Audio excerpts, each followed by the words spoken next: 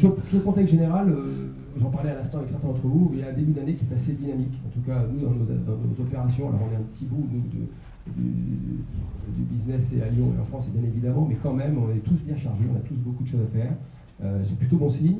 On a un environnement économique avec le baril qui a été divisé par deux, avec décrochage de l'euro par rapport au dollar, par rapport au CICE qui, mine de rien, dans les bilans 31 décembre, impacte quand même la rentabilité des entreprises. Je crois qu'il faut le dire, parce que moi je suis toujours surpris qu'on critique beaucoup le CICE, mais je pense que je vois des marges de manœuvre qui se dégagent effectivement pour les entreprises. Qu'est-ce qu'elles vont en faire? C'est une vraie question. Donc il y a des choses qui sont mises en œuvre, qui commencent à porter des effets. Il y a des gens, je trouve, relativement plus optimistes qu'il y a 18 mois.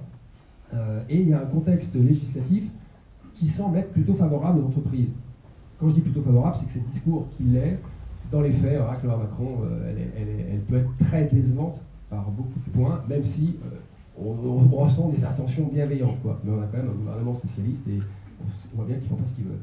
Donc la loi Macron, elle a été votée, vous avez vu dans quelles conditions, pour ceux qui n'étaient pas au ski et déconnectés de tout la semaine dernière, c'est-à-dire un débat parlementaire qui a été quand même en amont assez long dans les commissions, et puis finalement qui s'est heurté au mur du 49.3 à cause d'une droite peut-être, je sais pas, certains peuvent lui reprocher un peu de frilosité, parce que je pense que la droite aurait pu voter largement un certain nombre de dispositifs, même si aujourd'hui au Sénat, en tout cas demain au Sénat, elle entend faire de la loi Macron numéro 2 quelque chose de beaucoup plus révolutionnaire. Bon, merci de ses bonnes intentions. Mais on voit aussi une aile gauche du gouvernement qui a bloqué le système et le 49.3 qui a été utilisé pour faire passer la loi, la motion de censure qui a été rejetée, enfin, vous avez vu tout ça. Donc en première lecture à l'Assemblée nationale, tout a été voté. Donc on va parler de ça, puisque c'est le texte de loi, on l'imagine, qui devrait être voté quasiment en l'état dans une deuxième lecture au mois d'avril, même si au Sénat, ils vont sans doute faire pas mal de jeux de rond de jambes pour... Donc un contexte économique un petit peu plus favorable, on parlait du chômage récemment, un contexte législatif plutôt positif, mais qu'est-ce qu'il y a dans ces textes? Alors on va en parler ce matin avec Amaury sur le plan fiscal et Dorian sur le plan juridique. Moi j'irai très très vite sur le plan juridique par rapport à deux, trois petits focus. Alors, voilà, j'attaque dur parce qu'après, si j'ai fait une trop longue introduction, je ne m'arrêterai pas. Je ne suis pas avocat pour rien. Dorian, si tu peux passer un slide. Voilà, alors, des petits points, on voudrait être très concret. Il y a une chose qui a disparu en fin d'année, c'est pas la loi Macron, c'est la prime de partage de profit, la PPP, je ne sais pas si vous avez entendu parler, un truc sarkozyste pour chaque fois qu'une société de plus de 50 salariés ou dans un groupe, une holding, distribuait plus de dividendes à l'année N que la moyenne des 2 années précédentes, elle était obligée d'introduire un dialogue social avec ses salariés pour envisager une prime qui serait votée sous forme de salaire au profit des salariés. Un dispositif plein de bonne volonté comme chaque fois, mais d'une mise en œuvre compliquée, d'une mise en œuvre contrariante, avec des entreprises qui ont tout fait pour éviter d'ouvrir ce dialogue social-là, en distribuant bien entendu à l'Assemblée Générale juste ce qu'il fallait pour ne pas dépasser la moyenne, et puis parfois de manière très provocatrice un mois après, ou parfois en fin d'année, une deuxième ressuscité de dividendes, dans le cas d'une Assemblée Générale extraordinaire qui n'était pas la GO, et donc on ne rentrait pas dans le texte de la loi, donc on a détourné très rapidement le dispositif. Ceux qui ont discuté avec leurs salariés n'ont pas voulu leur attribuer de primes, ce n'était pas leur idée première, donc on a eu des primes très frustrantes, de très faibles montants, j'ai vu des primes de 2 euros, 3 euros par salarié, donc des trucs extrêmement frustrants pour tout le monde. Dispositif qui n'a pas été efficace et qui a été en douce annulé, là, disparu du dispositif, tant mieux pour toutes les entreprises à qui ça posait problème. Donc la prime de partage de profit aura vécu et n'aura pas été du tout efficace à mon sens. Deuxième loi qui a beaucoup fait parler d'elle, la loi Hamon, avec cette information préalable des salariés à tout projet de cession d'entreprise. Encore un truc, j'allais dire, pour moi, pas très convaincant, qui existe encore, que le gouvernement avait prévu de dégager dans le cadre de la loi Macron.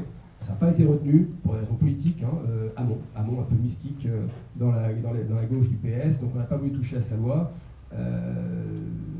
Donc aujourd'hui, on est confronté à cette difficulté. Chaque fois qu'un dirigeant veut vendre son entreprise, il faut qu'il en informe ses salariés, et ils ont un délai de 2 mois pour faire une proposition de rachat. Ça nous pose énormément de problèmes, nous, en termes de timing, de rétro-planning, en termes de confidentialité, et c'est très frustrant pour les salariés, puisqu'on voit des gens qui, tout d'un coup, se mettent à espérer des choses, à rêver des reprises. Simplement, c'est une loi très imparfaite, parce que ces salariés qui, le cas échéant, s'investiraient pendant 2 mois pour monter un projet de reprise, heureusement, j'allais dire, mais en même temps, c'est malheureux, pour eux, aucun droit de préemption. C'est-à-dire que le chef d'entreprise pourrait leur dire, même après 2 mois d'un travail parfait, bien conseillé, écoutez, désolé, même si vous proposez plus cher, moi je ne vous vends pas. Donc les gars, ils ont passé beaucoup d'énergie, peut-être beaucoup d'argent pour pas grand-chose. Et puis en plus, il y a le salarié contrariant qui dit bah, moi je ne réponds pas à votre demande, j'attends 2 mois pour vous dire si je vais préempter ou pas. Et donc on a des délais vraiment préfixes qui nous obligent à attendre, avec une confidentialité qui n'existe plus, et avec là encore des chefs d'entreprise mal adaptés au système qui nous disent moi je ne veux pas entendre parler, j'en parlerai pas à mes salariés, votre truc, je ne le fais pas. Et donc on leur dit mais alors on gère comment?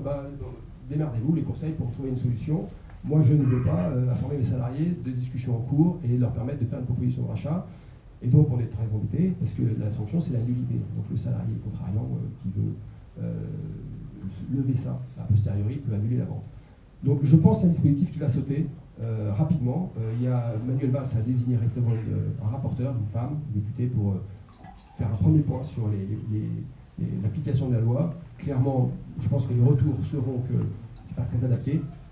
Et je pense que ça disparaîtra à l'occasion d'un cavalier législatif un de ces jours dans le cadre d'un texte de loi. En tout cas, je l'espère, puisque ça n'a pas eu beaucoup d'impact.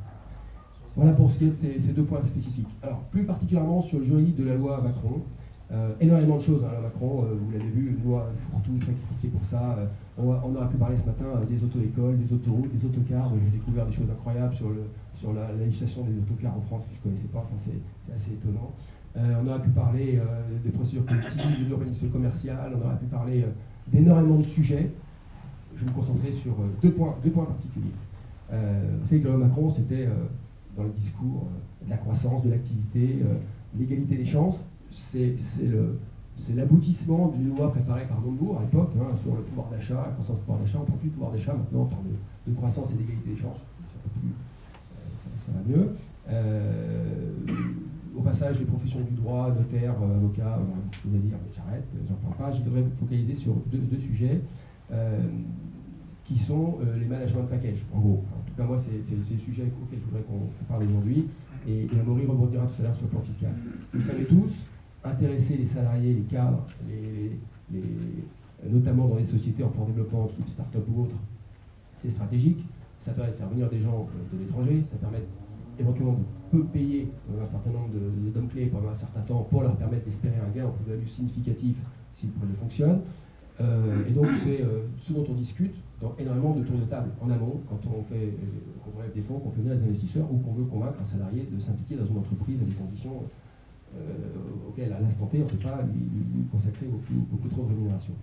Le système des stock options, comme on disait autrefois, système complètement explosé par l'administration fiscale, et à la date d'aujourd'hui, tant que ce n'est pas voté, on va dire que pour nous, toute procédure de partage de plus-value, de bonne souscription d'actions, de stock options, d'obligations convertibles avec des tables de capitalisation qui permettent à des salariés de se reluer ou d'un partage de prix de cession plus favorable à la sortie, tous ces points-là, à l'exclusion des BSPCE aujourd'hui, sont pour nous des zones de risque forts. C'est-à-dire qu'on est incapable de sécuriser le traitement fiscal de ces opérations à la sortie. Donc on est très contrarié parce qu'on écrit des choses. À chaque fois, on regarde aussi ce que font les confrères. On s'en inspire ou pas, parce qu'il y a des choses parfois qui nous paraissent vraiment dangereuses. Et on a un gros point d'interrogation sur le traitement fiscal à la sortie, puisque bien entendu, qu'est-ce que veut l'administration? Traiter ses gains en traitement et salaire. C'est-à-dire que la plus-value réalisée, le gain exceptionnel que perçoit le cadre en question le jour où il peut exercer ses bons, ses actions, etc., c'est pour l'administration fiscale un gain, et donc traité en traitement et salaire, c'est-à-dire charge sociale, patronale, salariale, et impôt sur le revenu à la sortie. Et quand les sommes sont importantes, impôt sur le revenu, c'est-à-dire un frottement fiscal qui n'est plus un frottement fiscal, mais une taxation qui est plus de 50%. Donc,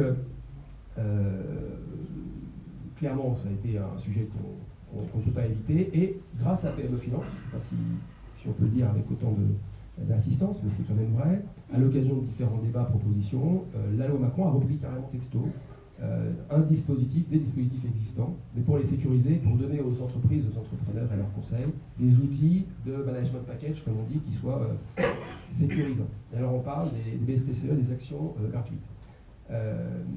Alors en quelques mots, je ne sais pas si on peut tourner. Parlons des actions gratuites, vous savez que vous avez aujourd'hui, depuis déjà 4 ans, plus la possibilité d'attribuer des actions gratuites à des cadres de la société. à hauteur de 10% maximum du capital. Action gratuite, c'est-à-dire on décide à l'Assemblée Générale d'attribuer à des gens nominativement désignés, hein, c'est pas collectif, c'est pas des plans d'épargne, c'est vraiment une personne, une catégorie de personnes, à des conditions qu'on peut définir très facilement, et bien sûr, conditions de présence, conditions de performance ou pas. C'est simplement beaucoup de choses qu'on peut faire, c'est intéressant. Des actions de la société que cette personne pourra avoir à son nom. Ce sera les incorporations de réserve qui se transforment en actions de capital, attribuées à la personne nominativement, et rien n'est décaissé par définition, et cette personne pourra, à condition de conserver ses titres pendant un certain temps, lors d'une revente, faire une plus-value. Le traitement fiscal de ces actions gratuites a été dégradé dans le temps, a été globalement chargé sur le plan social, et taxé, on va dire, en traitement des salaires sur ce qu'on appelle la plus-value d'acquisition. C'est la différence entre l'action telle que vous la payez au moment et la valeur du titre. Et puis, plus de cession, c'est une fois que vous avez payé l'action 100 et que vous la vendez 150, le 50 était taxé là, en plus-value de cession de valeur mobilière. La loi Hamon prévoit, on verra si c'est confirmé, mais c'est ce qui a été voté dans le premier tour la semaine dernière, de remettre à la mode des actions gratuites en allégeant l'aspect social des actions gratuites. Vous avez un petit tableau là, qui me permet de le résumer. C'est-à-dire qu'il n'y a plus de charge sociale salariale, on va dire pour les salariés en gros. Surtout qu'elles étaient payables, enfin elles étaient calculées au moment de l'attribution, mais payables au moment où le salarié, quelques années après, souscrivait les titres, donc c'était absolument compliqué à gérer, donc là il n'y en a plus. Et il y a des charges patronales qui sont plafonnées à 20% et qui sont plus dues au moment où l'Assemblée décide d'attribuer des actions gratuites, mais au moment où elles sont vraiment titrées au nom des cadres concernés. Donc c'est déjà un peu plus crédible, et c'est plafonné à 20% avec des abattements possibles. Et puis surtout fiscalement, la totalité de la plus-value réalisée, du gain réalisé, serait traité en traitement à salaire. En plus-value de cession de valeur mobilière. Et ça, c'est quand même intéressant aujourd'hui, parce que vous verrez tout à l'heure, on en reparlera, le régime fiscal des cessions de titres, même si c'est un impôt sur le revenu de base, bénéficie d'abattements pour durée de détention qui permettent assez rapidement d'avoir des abattements significatifs et un taux fiscal qui est vraiment aujourd'hui intéressant. Tout le monde n'ira pas jusqu'à 8 ans de détention pour entreprise nouvelle avec 85% d'abattement, mais très vite 50% au bout de 2 ans, 65% assez vite aussi. Donc, quelque part, une fiscalité des plus-values de valeur mobilière qui sont aujourd'hui intéressantes. Donc, on s'approche normalement d'un système d'action gratuite qu'on peut attribuer à des salariés sans qu'ils aient à décaisser quoi que ce soit et qui leur permettent de faire une plus-value taxée de cession de valeur mobilière. Et au bout de quelques années, c'est intéressant. En plus, on a réduit, avant il y avait 2 ans de période d'acquisition, 2 ans de période comment on appelle ça conservation, pardon, et aujourd'hui on a réduit à 1 an plus 1 an. Donc en 2 ans, les salariés peuvent être vraiment à l'Assemblée Générale avec des vrais titres qu'ils peuvent revendre et une perspective de cession fiscalement intéressante. Donc espérons que le système puisse être et puis le bon de souscription de part de créateur d'entreprise et BSPCE, un système qui existe, qui fonctionne, on va dire que c'est le seul aujourd'hui sécurisé, et ce système a été conforté, élargi, en ce sens qu'il y a toujours les contraintes de société de moins de 15 ans, détenues par des personnes physiques plus de 25%, qui font moins de 150 millions d'euros de chiffre d'affaires, etc. Et ces BSPCE, c'est des bons que le salarié va payer, donc là il y a un investissement qui lui permettent de souscrire des actions et de les revendre à une fiscalité privilégiée. C'est un gain qui est taxé à 19% si le salarié a détenu les titres pendant 3 ans, et à 30% s'il décède avant 3 ans de détention.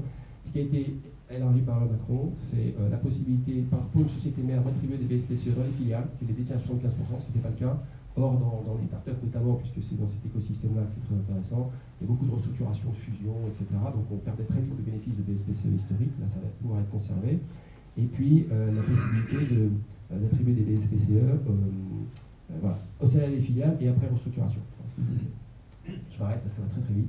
Et je passe la parole à Amaury pour parler un peu fiscalité.